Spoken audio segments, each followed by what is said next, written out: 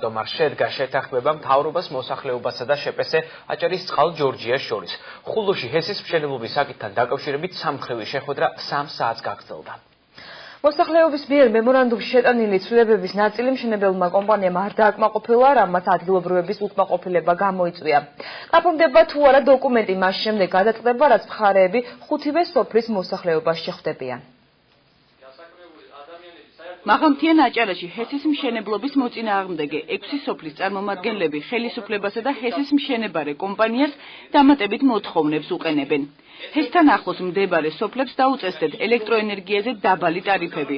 მშენებლობაზე სრულად დასაქმდეს ადგილობრივი კადრები და მემორანდუმს, რომელიც სოფლებსა და მთავრობას შორის უნდა გაფორმდეს, ხელი ცენტრალური ხელისუფლების წარმომადგენლებაც მოაწერონ.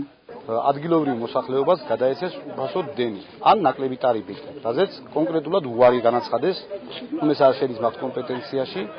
ასევე ჩვენ ვთხოვეთ, რომ განსაზღვროთ რამდენი მოსახლე დასაქმდება ადგილობრივი, როგორც მოსახლე, ასევე თავისი ტექნიკა, რომელიც შემოყვანილი ყავთ თურქეთიდან ტექნიკა და ასაქმებენ ადგილობრივ მოსახლეობას. ასევე ჩვენ ვუთხარით, რომ აღირიცხოს მოსავლიანობა რამდენად შემცირდებაში, რაც კატაკლიზმებს გამოიწვევს ეს ვირაბის გაკეთება, ფიძერებული ვარიანტი იქნება ხვალისათვის. ხულოში ამ საკითხებზე დიალოგი მთავრობის, ენერგოკომპანიის და არასამთავრობო ორგანიზაციის წარმომადგენლებთან ერთად მოსახლეობა 3 საათის განმავლობაში მსჯელობდა.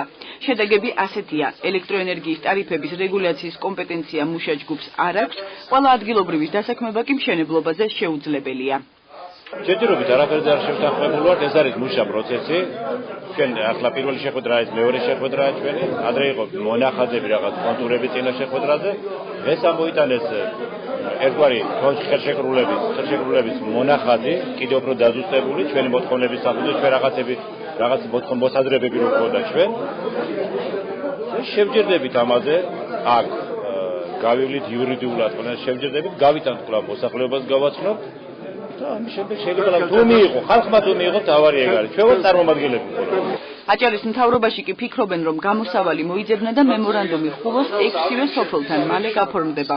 მშენებლობის პროცესში სახლის დაანგრევის შემთხვევაში ხარჯებს მთავრობა გაიღებს, უზრუნველყოფილი იქნება დაზიანებული სახლების შეკეთებაც. ეს არის დოკუმენტის მთავარი თეზისები.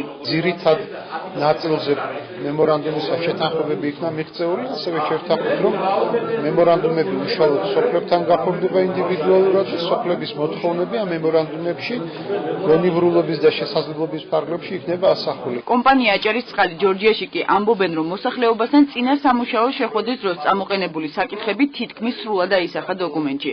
დაკონკრეტებულია განსახლების ფორმა და კომპენსაციის გაცემის საკითხი, ასევე მოხდება მოსახლეობის ქონების ინვენტარიზაცია.